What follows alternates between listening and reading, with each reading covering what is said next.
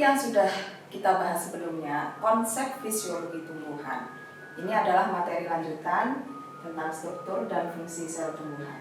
Pada pokok pembahasan kali ini, capaian pembelajaran, mahasiswa mampu memahami dan menjelaskan 3 poin penting. Yang pertama yaitu tentang struktur dan organel penyusun sel tumbuhan. Kemudian juga ada fungsi dari masing-masing organel penyusun sel dan perbedaan antara sel hewan dengan sel tumbuhan. Untuk belajar sel, sebagaimana kita tahu, makhluk hidup di bumi ini terdiri dari sel, baik itu bersel satu maupun bersel banyak. Bersel satu atau biasa kita sebut sebagai uniseluler dan bersel banyak biasa kita sebut dengan makhluk uniseluler, multiseluler. Yang pertama yang perlu kita ketahui dulu yaitu teori tentang sel. Diawali oleh peneliti Robert Hooke yang mengungkapkan bahwa sel sebagai ruangan kecil yang dibatasi oleh dinding. Penelitian ini yang mendasari penelitian-penelitian yang lainnya. Yang pertama, yang perlu kalian ketahui yaitu perbedaan sel hewan dengan sel tumbuhan. Nah, jika dilihat di gambar, sudah jelas di mana sel tumbuhan dan sel hewan itu berbeda karakternya. Seperti sel hewan. Sel hewan itu dia kotak, kaku, karena dia mempunyai dinding sel. Dia mempunyai dinding sel. Nah, sedangkan di sel hewan dia tidak mempunyai dinding sel. Dia hanya mempunyai membran sel. Dinding sel ini dia terdiri dari selulosa, hemiselulosa, lignin dan pektin. Nah, susunan-susunan itulah yang membuat dinding sel dia bersifat kaku dan keras. Kemudian perbedaan yang kedua ada pada vakuola. Vakuola di dalam sel tumbuhan dia bersifat lebih dominan, lebih besar daripada vakuola yang ada di sel hewan. Sel hewan pun kebanyakan tidak terdapat vakuola, hanya beberapa saja. Vakuola di dalam sel tumbuhan, kenapa dia lebih besar? Karena dia mempertahankan turgor di dalam sel tumbuhan. Kemudian yang ketiga yang tidak ada di dalam sel hewan tapi ada di dalam sel tumbuhan yaitu kloroplas. Secara tabel kita lihat ya dari ukurannya. Ukuran sel hewan dan sel tumbuhan. Ukuran sel hewan dia lebih kecil, sedangkan sel tumbuhan ukurannya dia lebih besar dan keras. Kemudian kalau lisosom ini di sel hewan ada, sel tumbuhan tidak ada. Plastida di dalam sel hewan tidak ada dan di sel tumbuhan ada. Nah, plastida inilah nanti di dalam sel hewan ada beberapa tipe. Ada kloroplas yang berfungsi untuk proses fotosintesis, kemudian juga ada kromoplas dan leukoplas. Di dinding sel hewan jelas ya, tadi saya jelaskan tidak ada. Kemudian di sel tumbuhan dia ada.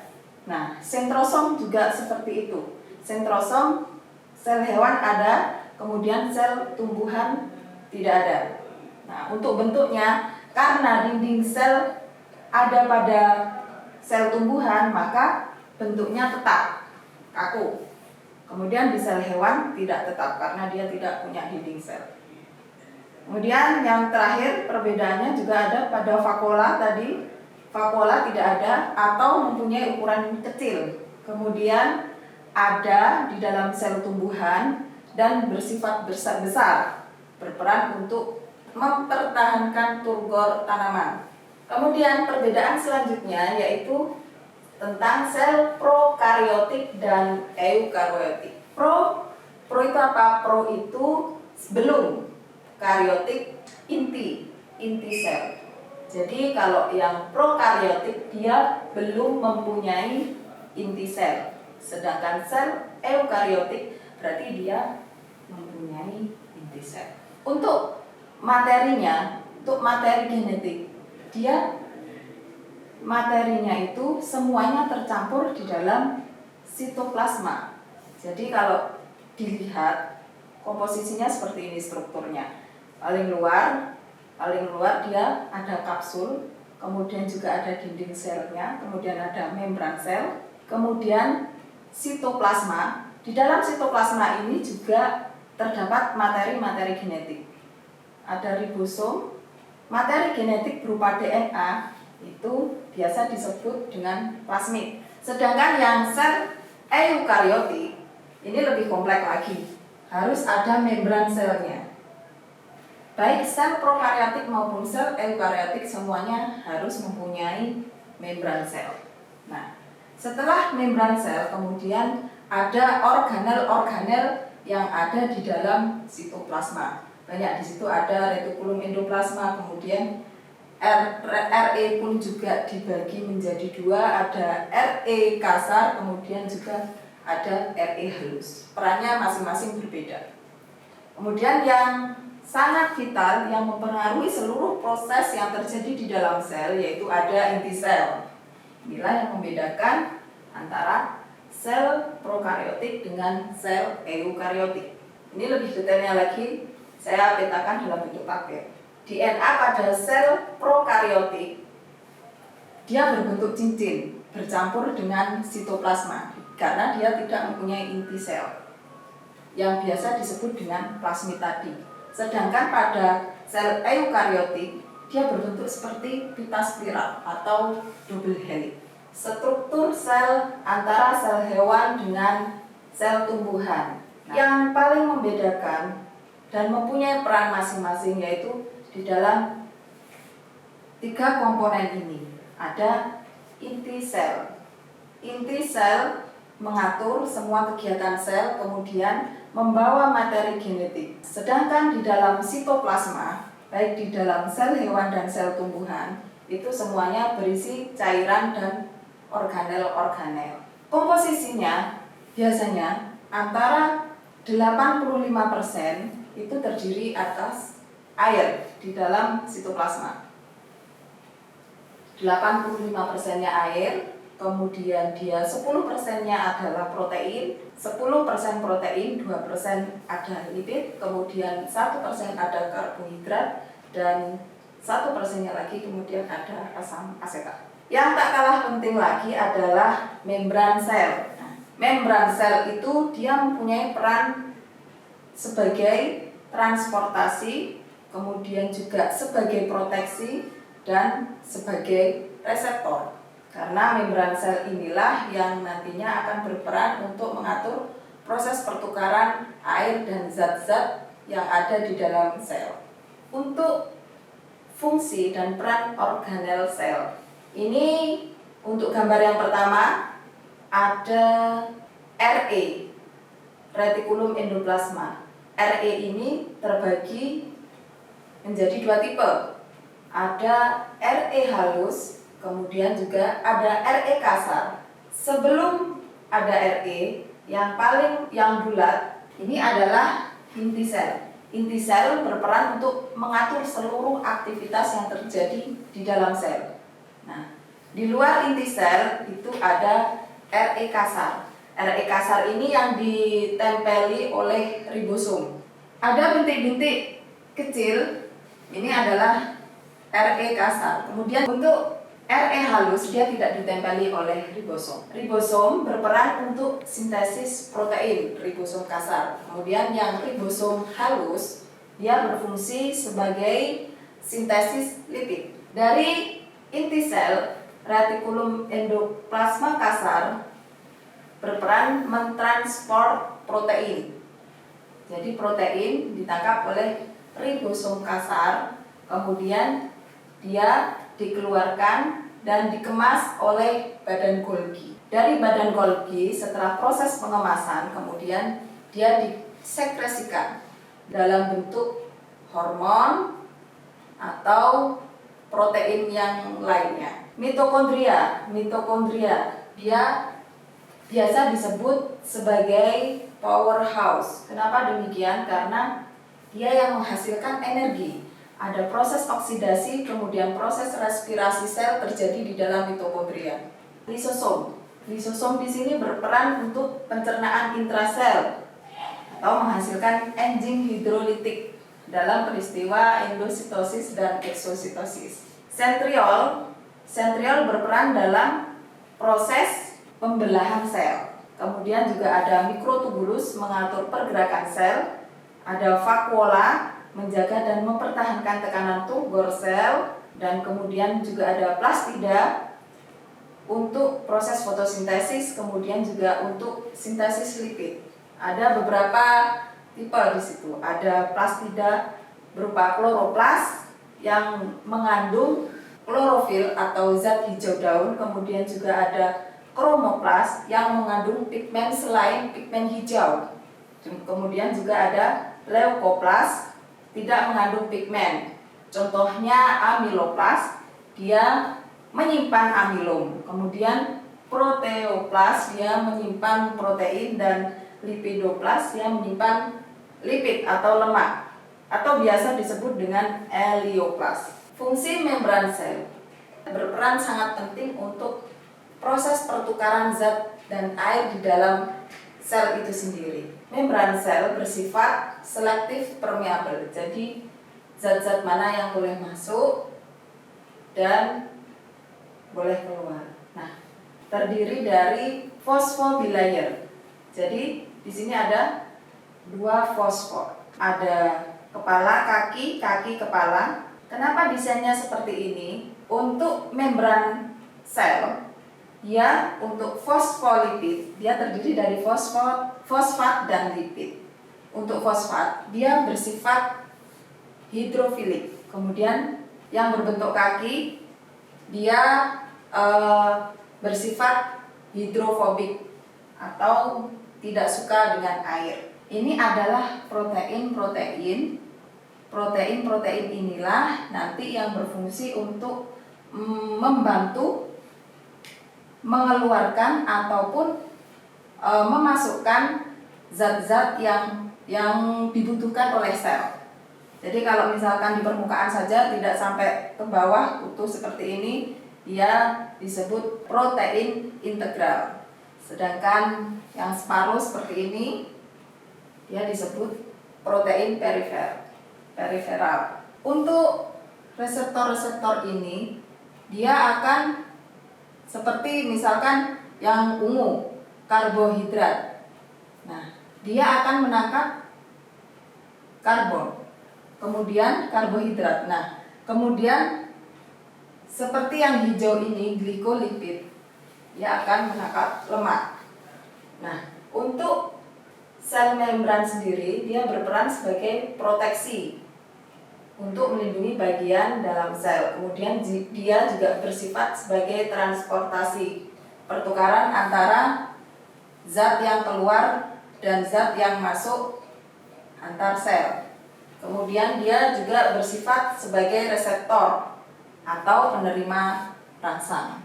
Berkaitan dengan membran sel tadi yang dia bersifat selektif permeabel, sekilas saja membahas tentang transportasi sel. Transport yang terjadi di dalam sel itu, dia ada beberapa mekanisme. Ada transport pasif, yaitu searah dengan gradien konsentrasi, dia tidak membutuhkan energi. Ada difusi, kemudian transport pasif itu ada 2, ada difusi dan osmosis. Ada tabung yang berisi dengan air, kemudian kita teteskan dengan larutan yang lebih pekat. Air ini dia mempunyai konsentrasi yang lebih rendah. Kemudian larutan yang diteteskan dia mempunyai konsentrasi yang tinggi. Di gambar 2 dan gambar 3 dia akan menyebar, akan menyeimbangkan sampai pada tahap seimbang atau homogen. Sedangkan pada osmosis itu dia melalui membran semi permeabel. Anggaplah contoh ini ada membran semi permeabel. Sebelah sini larutan lebih encer. Nah, kemudian di sebelah kanan dia larutannya lebih pekat. Maka dia konsentrasi rendah atau airnya, komposisi airnya lebih tinggi, dia akan mengalir menuju larutan yang lebih pekat. maka nanti akan volumenya akan lebih tinggi. Ini akan berkurang, kemudian dia akan naik di sini. Bagaimana apabila kondisi hipertonik? Ketika kondisi hipertonik itu berarti dia kandungan airnya, konsentrasi air di dalam sel dia lebih tinggi, sedangkan di luar konsentrasinya dia lebih rendah. Oleh sebab itu air akan keluar, kondisi sel akan mengkerut atau keriput. Kalau di dalam sel tumbuhan kondisi hipertonik, konsentrasi airnya lebih rendah, maka air akan keluar. Sedangkan keadaan isotonik ini keadaan yang seimbang antara konsentrasi air yang di luar dengan di dalam sel. Oleh sebab itu bentuk selnya pun dalam keadaan normal. Begitu juga pada sel tumbuhan. Sedangkan pada kondisi hipotonik itu adalah kondisi di mana konsentrasi air di luar sel itu lebih tinggi dibanding dengan konsentrasi yang ada di dalam sel. Oleh sebab itu air semuanya akan masuk ke dalam sel. Transportasi sel. Ada selanjutnya tentang transport aktif. Transport aktif itu perpindahan entah itu ion atau protein atau makromolekul yang lain yang dibutuhkan oleh sel, dia berpindah dengan bantuan energi atau ATP. Untuk lebih jelasnya mari kita simak video berikut. Ikhtisar struktur sel. Translate by Vira Riza. Sel adalah unit fungsi terkecil dari organisme. Semua sel memiliki 3 kesamaan. Tidak peduli apa jenis sel mereka. Semua sel memiliki membran sel yang memisahkan dalam sel dari lingkungannya. Sitoplasma yang merupakan cairan seperti jeli, dan DNA yang merupakan materi sel genetik. Ada 2 kategori besar sel. Kategori pertama adalah sel eukariotik. Mereka memiliki organel-organel yang meliputi bagian inti dan bagian-bagian khusus lainnya. Sel eukariotik adalah sel yang lebih kompleks, seperti yang ditemukan pada tanaman dan hewan. Kategori kedua adalah sel prokariotik. Mereka tidak memiliki nukleus atau membran penutup organel. Mereka memiliki materi genetik, tapi tidak terkandung di dalam inti sel. Sel prokariotik akan selalu bersel satu, atau organisme uniseluler seperti bakteri. Jadi, apa itu organel? Organel berarti organ kecil.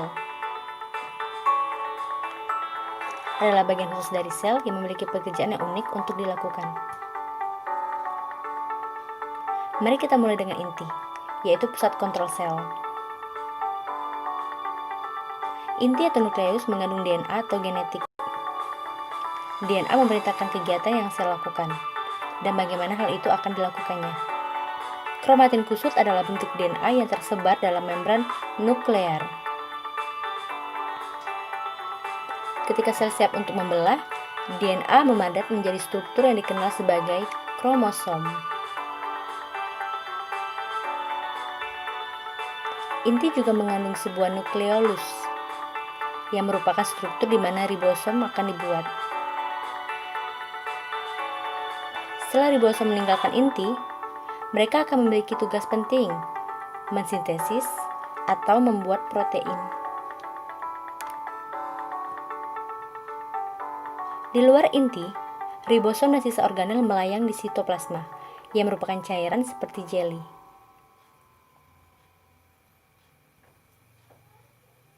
Ribosom dapat berkeliaran bebas di sitoplasma, atau melekat pada retikulum endoplasma, yang kadang-kadang disekat dengan RE. Ada 2 jenis RE. RE kasar memiliki ribosom yang melekat padanya, dan RE halus tidak memiliki ribosom melekat padanya. Retikulum endoplasma adalah membran tertutup untuk mengangkut bahan, seperti protein disintesis oleh ribosom. Protein dan bahan lainnya muncul dari retikulum endoplasma, melalui vesikula kecil,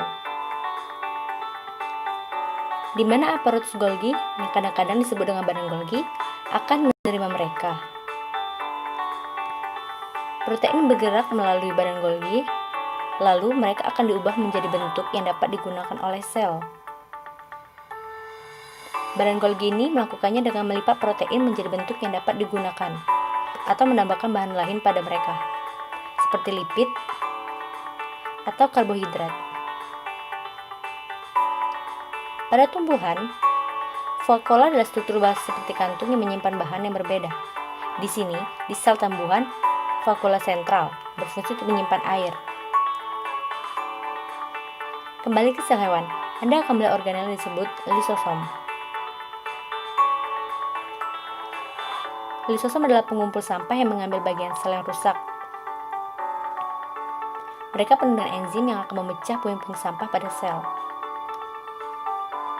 Mitokondria adalah organel pembangkit tenaga listrik untuk kedua sel, baik itu sel hewan maupun sel tumbuhan.